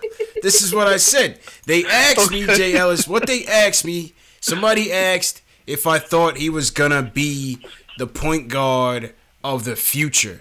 Do I think he will be that guy that can lead this team on full 48 minutes? I don't. I still think he'll be a solid role-playing backup guard or wherever you want to put him. I still think he can help this team in multiple ways. It just may not be as the primary point guard on this team. That's what I said. Well, like they say, great minds think alike. Me and you are on the same path because I definitely think he's a valuable asset, even on a good team. Yeah. I think you need guys like him. Absolutely. As a lead point guard, no, absolutely not. I'm telling you, man, we have some decent young players. And if we had a good lead guard right now, they would be looking so much better. Like some of these games where Knox disappears in the second half, you wouldn't have that because the ball distribution would be so much better if we had a real point guard. He would be setting this kid up, and he wouldn't just disappear, standing off in the corner on the three-point line, not getting the ball in the second half because Moutier and ISO and all these other dudes are trying to pump their numbers, man, and not kicking the ball around. Yeah. Knox, creating all his own offense in the first half. He's like, why does this kid disappear in the second half? Because he's standing off in the corner on the three-point line, and the ball's not coming back his way. Timmy's throwing those shots up. As Timmy's throwing those shots. Right. Oh, my God. Please don't even get me started on Timmy, man, because, but look, it's not really Timmy's fault. He's sort of a victim of circumstances and his own inflated ego. Because if we had all of our players, right, and we had maybe another decent player, after we pick up a free agent this summer, he would probably be a third or fourth option. Yep. And as a third or fourth option, if he was that guy standing up in the corner, waiting for the ball to swing back around and be in the spot up three, I wouldn't have no problems because I think he's probably pretty decent at that. And he would look a lot better. When he's trying to create his own offense, with his weak handle is when he gets into trouble. Go ahead, JL. Because he gets stripped every fourth quarter. Oh, I didn't mean to cut you off. No, you're good. Saying? Go ahead, bro. Yeah. Now, here's the thing, because I think we could all see that in not short time here, his offensive IQ was already higher than Tim Hardaway Jr.'s. Is anybody agree with this? Yes. Absolutely. 100. So at what point does Fizz go, all right, me running it through Knox instead of, you know what I'm saying? If he... Yeah, I totally hear what you're saying. I think part of the problem, though, is Fizz's history, right? Fizz lost the job over alienating a lead player. Yeah. And I got to think that plays some little part in the way he handles Timmy. Now, Timmy just got signed to a big contract, so clearly somebody in the front office thinks Timmy is a big part of our future. Mills. Can he really afford to have his second job become an issue with one of the lead players, right? Because I think Timmy has a mentality he thinks he's really good, and I think he won't take it well if you and I can look at a situation Timmy just took 3 really stupid shots, sit him, right? Fizz has got to be thinking, do I really want to have my second job in the NBA where I'm getting off to a bad start with one of the lead players, and now I got a problem with this dude? The same thing with Kanter a little bit, where that situation had to be managed a little bit differently because Kanter's not really considered a part of the future. So I think he can sit Kanter, and it's not nobody's going to really get at him for that, right? Because clearly Kanter's not somebody who's going to be on the team going forward. Timmy's got to be handled a lot differently, and I think Fizz's past, that whole situation with Gasol, kind of affects the way he deals with Timmy. I think that's a fair point. It does. I think that's a fair point. Yeah. You have to manage. Everybody's got to get managed differently. It's just how it goes. The guys that have the money, the guys that have the ego. You just lost the job. Yeah. Partly due to the fact that you had a problem with one of the star players. You can't come on your next contract and immediately get off to a bad start with the only real star we have right now, and that's Timmy. Yeah. That's got to be a part of it. And clearly the front office thought something of this dude. They gave him all that money. Yeah, that was Mills, man. Go ahead, JLs. No, I was pretty much agreeing with everything you said. I mentioned that before. Every time something happened with Kanter, I kept saying Marc Gasol. Marc Gasol. Marc Gasol. And even when we brought up Luke Cornett earlier, and I'm thinking, and everybody else is thinking, all right, we need to start Luke Cornett because we kind of figure he's going to be better defensively. But we have to at least pretend to give Kanter a chance. You know what I'm saying? Otherwise, it's going to be Marc Gasol all over again. It's true. And that's pretty much what the coach did. He kind of like waited 3 games. Like, but the difference is that Marc Gasol wasn't going anywhere. Yeah. Right? Marc Gasol wasn't going anywhere. Kanter's not going to be here. No, he's not. But Kanter's also a big That's personality. Kanter's also a big personality. Yes. It's true indeed. Like, he's not going to stay quiet. Like, he did eventually because Mills got at him a little bit in the meeting. But, you know, Fizz did it the right way. He did it the right way. He did what he could and managed the situation. He learned from what he did in marketing with the Memphis Grizzlies. True indeed. Right, and I just really think that plays a big part in the way Timmy is being handled. I don't agree with it, but I can certainly understand what Fizz's thinking is in terms of the way he handles Timmy as opposed to the way we look at it and say, yo, sit that dude. Like all these other guards like have had a few games off or whatever. Timmy definitely needed to sit for a few games to think about what he was doing. Yo, I actually think that he likes Timmy that much, yo. I think he's really blind to what Timmy's doing, man. I think so, man. I don't know. Like I know he can see. Why do you think that? I don't know. It's the same reason he's blind to Moutier. Like I feel like sometimes he has his favorites. Like there was a point when could be right, JLs. There was a point when he mentioned about sitting Tim Hardaway Jr. because of the plantar fasciitis, and he immediately, without a thought in his mind, was like, "We need him." Like, he was like the tone was like, "No, yeah. Like the world is over if Timmy sits with like no." It's not. But I think he actually likes. I think he actually really thinks that we need. I mean, granted, Timmy does play a big role in this, and is for all of his shortcomings. We generally score more. We score 2 points more when he's on the floor than when he's off the floor. So there's some truth to that. But, Timmy's a weapon, and if Timmy were used properly, right, and we had like I said, a really good point guard who would set this kid's shots up instead of him trying to create his own offense with that terrible dribble of his, especially in key moments. Man, how many times has Timmy been stripped in the fourth quarter in key moments when he's trying to create his own offense? Yeah, like, you know, if my father was Tim Hardaway Sr., there's no way in the world I could have such a weak handle. Like, I don't believe that. Yeah, man. But he does. No crossover and it's tragic. A lot of stripping still, like Sin City. But if we had a real point guard that was penetrating and kicking out to Timmy, it would be a whole different story. That's true. I appreciate the call, Paul. Thanks for the call, man. Listen, I think what Paul said here in regards to Frank, in regards to Timmy, once this team elevates and gets more talent around it, whether that's Kevin Knox taking a leap or hell freezing over and Kevin Durant or Kyrie Irving comes here, you're going to see the value of a Frank, of a Timmy more so once the team elevates its talent. Yeah. You know what I'm saying? Yeah, that's a fact. Yeah. We're a good point guard. We definitely need a point guard who's going to be able to put pressure on some of these opposing guards and set people up. I'm still. I know everybody else has pegged Frank as either a bust or a backup. Mm-hmm. I still feel like there's a spectrum there. There's a spectrum, not an all-star. I feel like there's a chance he could still be a starting point guard, and it's still too early to tell. Like to me, but not to say that he definitely will be, but I still think there's a notch above backup. Yeah. That he, personally. Yeah.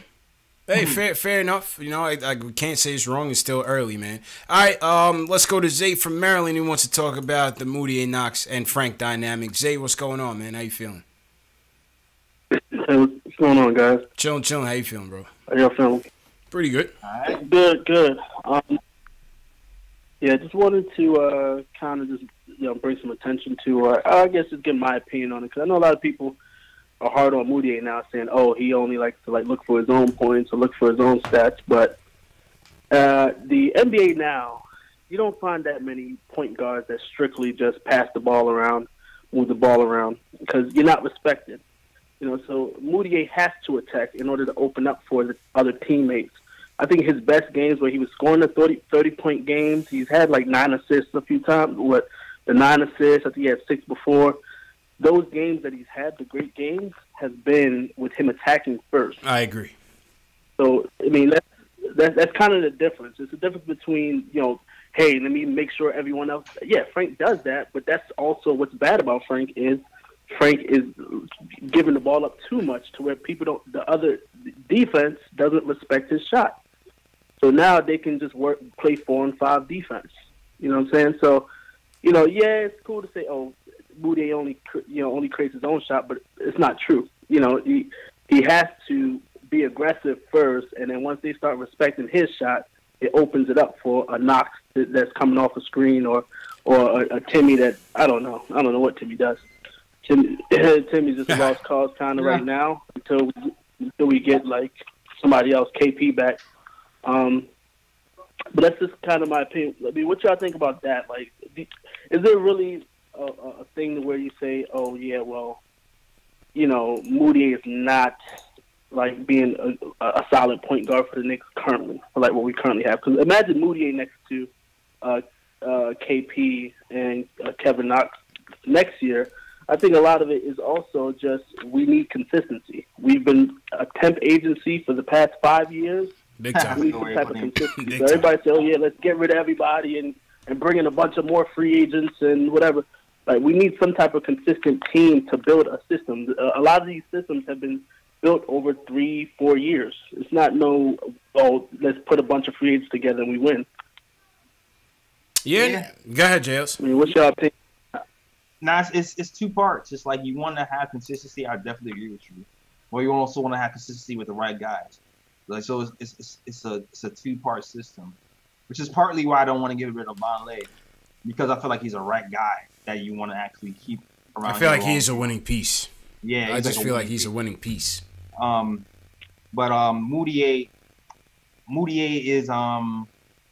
is still on the bubble. He's still on the bubble. He definitely proved some things this season, but he's on the bubble. And depending on what happens on this second half, it can go either way for Moutier. I like the offensive production. He's been leading the team scoring recently. But the defense has to step up to respect. Yeah, I think defensively he leaves a lot to be desired. Offensively, we've seen some good games from Moody, both as a distributor and as a late game scorer. We've seen some fourth quarter clutch performances from Moutier. The Chicago game sticks out. The Pelicans game, the Hornets game where him and Cornette led that comeback. So we've seen some good things from Moutier. But I think sometimes he gets a little selfish, in looking for his own shot, and sometimes, he just can't finish around the rim, things of that nature. But defensively, I think is where he has to pick it up. Yeah, I feel like he has to, though. It's kind of like rec ball, right? Mm-hmm. Where you think everyone, when you started off, everyone is new to everyone on the team. But as soon as you give that person the ball, the one guy that you haven't seen before, as soon as you give him like 2 or 3 shots, and he doesn't make those 2 or 3 shots, then it's like, all right, I got to be selfish. He ain't getting the ball no more. I think that's kind of what it is, too. Like, how many times, from Moutier's standpoint, is he going to give the ball up to another team mate and they don't make the shot? They don't hit the shot. So it's like, all right, now I got to try to be aggressive, try to pull the foul, or try to do something else because, our shots are not dropping. So it's kind of like a mixture between the two in regards to, like, I could share the ball, but if no one's hitting the shot, who's gonna take the shot then? And then Frank, I mean, I like Frank's game today. I like Frank's game today. I think he played a great game, even though he only scored 8 points. But it was kind of, I thought he scored more than that just the way he was playing. He was playing way more aggressive, and it really looked great. But I just feel like we need to really center around one person. We have too many people that's, this person has a good game, that person has a good game. We need to have one premier person that gets the ball down crunch time, one premier person that gets the ball. Need Kristaps Porzingis, man. Yeah. You know what I'm saying? Would not. Oh, Kevin may turn into that guy. That's what we. I think Knox is going to be the closeout guy before Porzingis is. To be honest with you, I can see it really happening. Like it really depends on whether or not the coach gives him the job or not. But I've seen Knox hit a lot more clutch shots. Not even clutch shots, but just shots that are important in his rookie season so far, like pretty consistently without even a thought. Just like open. That last minute step back shot that he hit was crazy. Man. That little three when he shook Embiid. I didn't even think he was gonna hit it. I was like, whoa, what? That's the second time I've seen him do that. Knox takes a lot of contested shots and he makes them, man. He's not afraid, bro. Yeah, but that wasn't. I mean, it wasn't contested. It was just because he got that separation off of Embiid. Embiid wasn't closing out to the three. Yeah. But it was just the degree of difficulty of that. Facts. Like, I didn't know he had to step back in his arsenal. Yeah, man. All right, Zay, appreciate the call, bro. I feel like right now it's just good. Oh, yeah, go ahead then. All right, man. Appreciate it, bro. All right, have a good one. All right, that was my guy, Zay from Maryland. Yeah. He said, Robin says the last three Knox took was the Harden double step back. He stepped back twice. That was not the Harden double step. That was not the Harden double step. You know what's funny? The Harden slide. I actually looked at it in slow motion no, it wasn't. It was actually legit. Because now that that's happened, I look at that step back every single time. Oh, my goodness, man. He gets away with it. Then you seen Steph Curry the other day snitching on him. Like, stop snitching, Steph. That. You know what I mean? Shout out Brandon Sims for the subscribe. Shout out everybody in the chat rocking with us, man. Subscribe to the channels. If you're new in the chat, give us a hashtag new. Subscribe to the Nick of Time show. Subscribe to KnicksFanTV. You know, this is what we do, man. Post-game live stream analysis. You heard from a lot of good callers tonight. A lot of good calls coming in a good loss, JLs. This was a moral victory Sunday. Moral victory. No one wanted to jump off a break. That first quarter, I thought everybody was going to jump. But he did. You would have thought we won the game the way we talking, JLs, but it was a good loss, man. We mad chipper. You were mad chipper because it was an early game.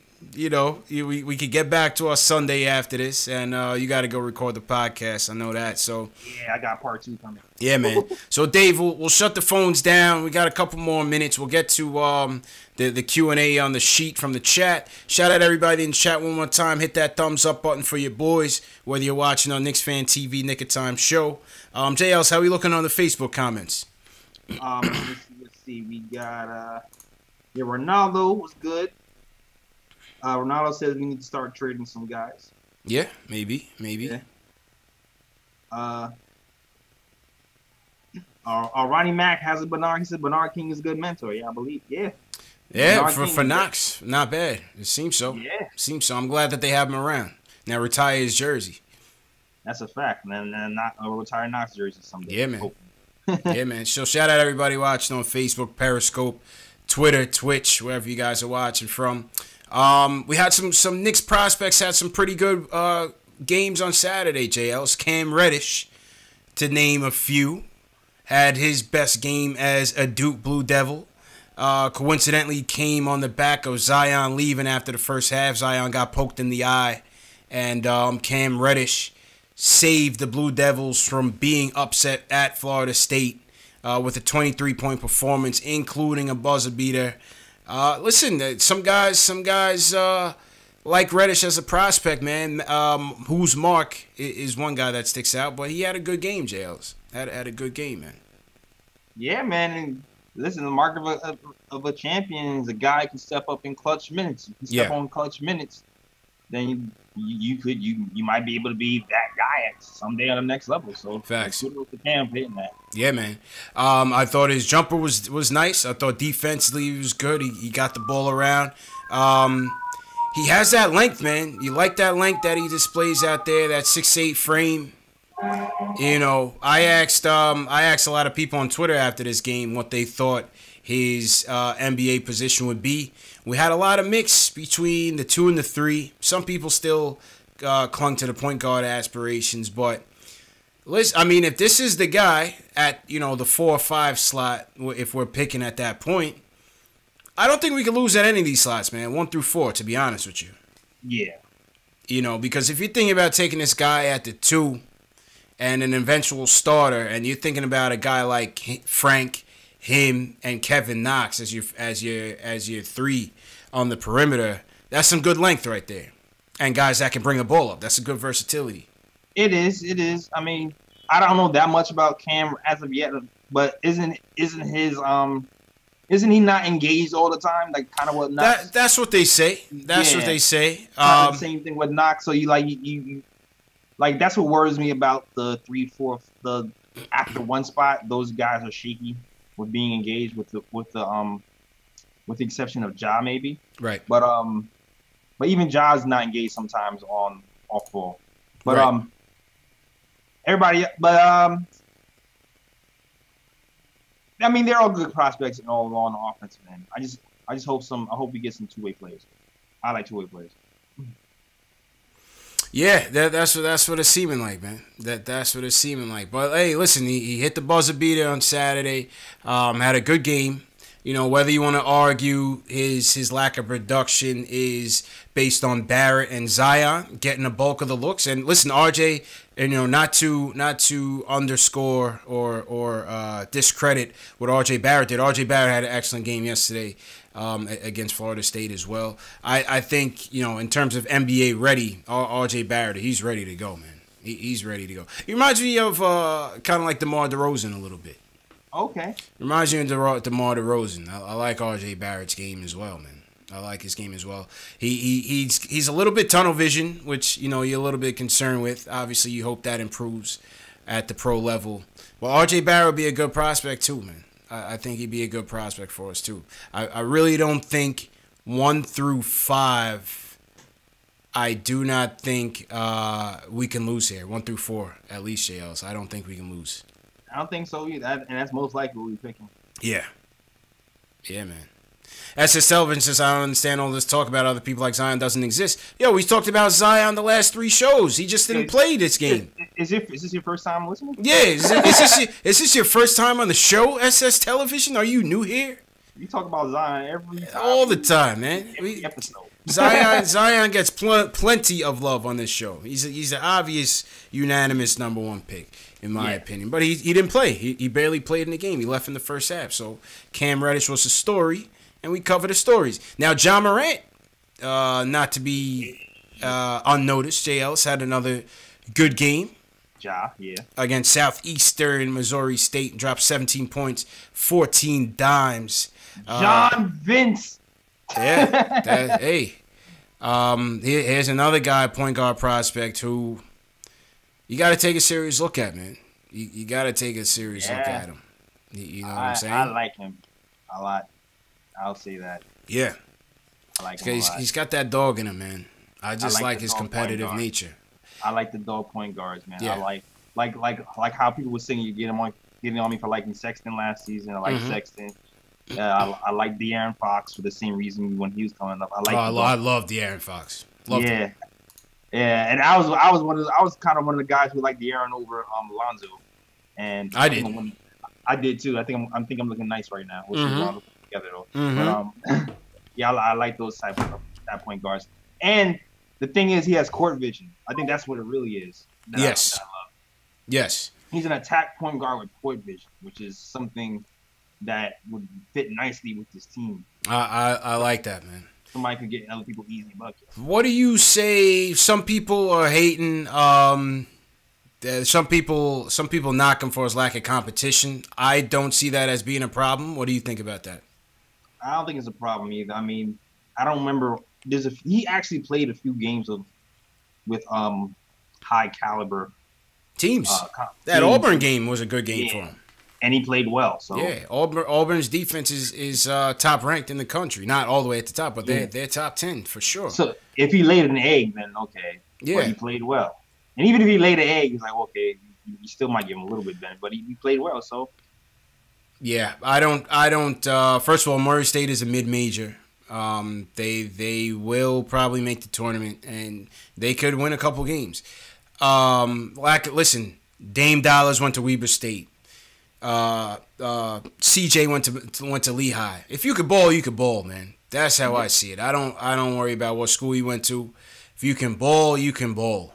And this guy he's a baller. He's a baller, man. That's a fact. So, Paul Quick in the chat, lots of players went to small schools, man. Lots of players went to small schools, so I don't subscribe to that he's playing against lesser competition. He's still playing against some good schools, man. Yeah. We don't subscribe to that, but we would like you to subscribe to our channel. Yes, indeed. Yes, indeed. So, those were two of the guys that had, pretty standout games. I didn't get the Culver highlights, but Culver is another guy. If you're thinking about, your top 5 prospects, you might throw Culver in there at the 5. Nasir Little is a guy that I'm going to take a look at starting this week as well. UNC, they also had a game I didn't get to see. Chick George says Langford from Indiana. I saw a couple games with him. Hey, he's not bad. He's not bad.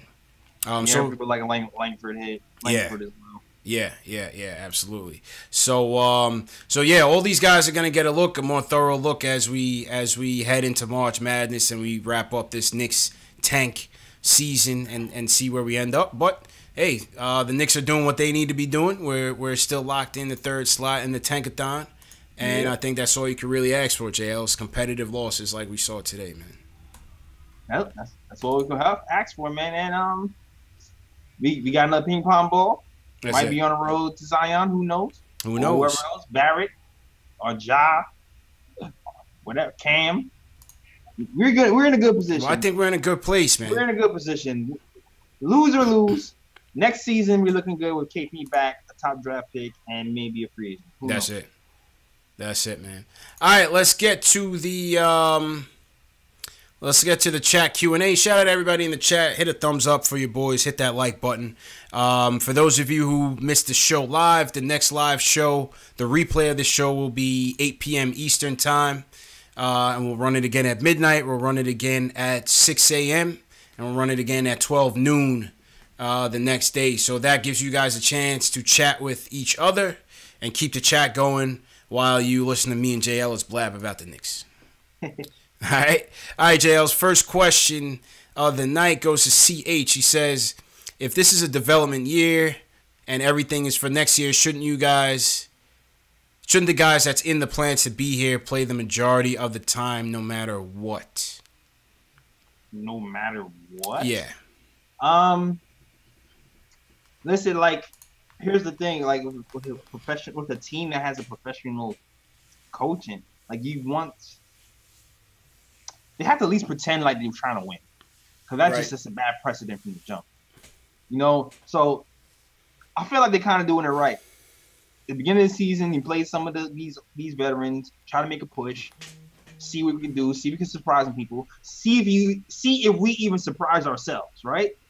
And if that doesn't happen, we're not surprising ourselves, we're not in the playoff hunt, then what we're doing right now is fine. Luke Cornett is been our starting. Yeah, what more do you want?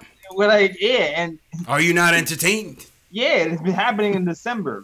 When Jeff Hornacek was here, that wasn't happening this soon. This is happening after All-Star break. We still had Jared Jack out there trying to make a playoff push. Yeah, that happened after All-Star break.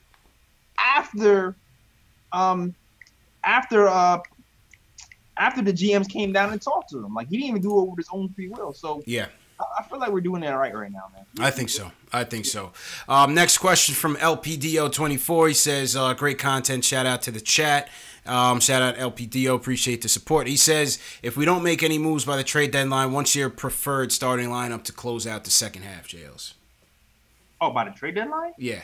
If we don't make any moves, what's your preferred starting lineup to close the season? My preferred is Frank. Let's see. Frank, Dotson, Knox, Vonleh, Cornett. I agree. Frank, Dotson, Knox, Vonleh, Cornett would be, or Mitch if he can ever get healthy. Yeah.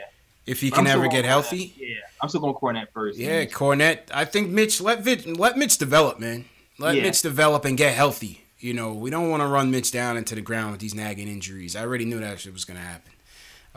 But I agree with that lineup. Frank, Dotson, Kevin Knox, Noah Vonleh, Luke Cornett. What do you guys think in the chat? What would be your end of the season second half lineup what's your preferred lineup? Let us know in the chat. Let us know in the comment section. Next question, JLCP, the artist. He says, I believe the Knicks should draft R.J. Barrett since the production of Dotson Trier isn't enough. Plus, R.J. is 2 inches taller with a higher ceiling than Zion. What do you think, JLs? If I had the first pick, I'm taking Zion. Yeah, if I had this first pick, I'm taking Zion. But listen, I'm not knocking R.J. Barrett as a prospect. I think he's going to be a good pro at the next level. He's a gamer. He's an offensive weapon that we're looking for in terms of consistency. Obviously, like I said, you want to see a bit more facilitating on his end, a little less tunnel vision. But I think, as CP the artist alluded to, his size, I think he's like 6'8" or so, 6'8" or so, man. Yeah. That's good size at the 2. That's good size at the 2. Good size. Defense to be desired, though. His defense really scares me. Who? Barrett. Oh, yeah. He has that Timmy defense. Yeah, he's got that Timmy. He's 6'7". 6'7" he's listed at. I don't mind him as a prospect. I'm scared, though. I'm a little scared. I'm not going to lie. I'm a little scared about his defense collapse. I'm not going to lie. It worries me a lot. Maybe. I still like Zion as the number 1 pick, though. Still, I would still take him over R.J. Barrett as the number 1 pick because I think he's going to be a beast. I think he's going to be a beast. I think he's going to be one of those unstoppable players. Absolutely, yeah. Alex Collins says no R.J. He's off the R.J. bandwagon. Rome Data Takeover 737. He says, "What do you want the Knicks to learn during this European trip?" What do I want them to learn? What will they learn? They're going to play a banged-up Wizards team with no John Wall, no Kanter. I'm glad I'm not going to that game. I was considering it. What do I want them to learn? Defense. Yeah, learn some defense. Come back with some defense. I want them to learn. At the end of the year, they need to play better pick and roll defense. Yeah. I need Moody to play better defense, and I want them to move the ball more. Yeah, if you put it that way, man. JL, there's somebody in the chat that says they don't speak English, but I guess they're a fan of the show. Tell them press that thumbs up. I think he speaks Spanish. I don't know Spanish. Let's get Google Translate up. Google Translate. Hablo español. Hola. What do I want him to learn on the European trip? The Queen's English, I guess. He says, do you think Kanter will be traded by the time the Knicks get back from London? 50-50 at this point. Yeah. 50-50 at this point. Alex Collins, you going to London? Are you still going to the London game? I know there's a big contingent going out there. Knicks France is going out there. Knicks Germany is going out there. So that will be that'll be a good time, man. That will definitely be a good time. Shout out to everybody going to London. I wish it was going to be a good game, but that's neither here nor there. All right, JL, let's wrap up. I know you got your podcast to get to. Yep. You got bigger and better things to get to, Jay Ellis. We know this. We know these things. But it was a good show, man. Definitely a good show. Welcome back, Jay Ellis. All right, close it out, man. Oh, yeah. Definitely check out the podcast. I really didn't have a chance to really promote it like I did this week. It's crazy. But check out the podcast right now. Check out the last episode, mind you, that we dropped on Wednesday or Tuesday, whatever. It's on YouTube, so you can just click right over, and the Knick Time podcast has all the episodes right there lined up.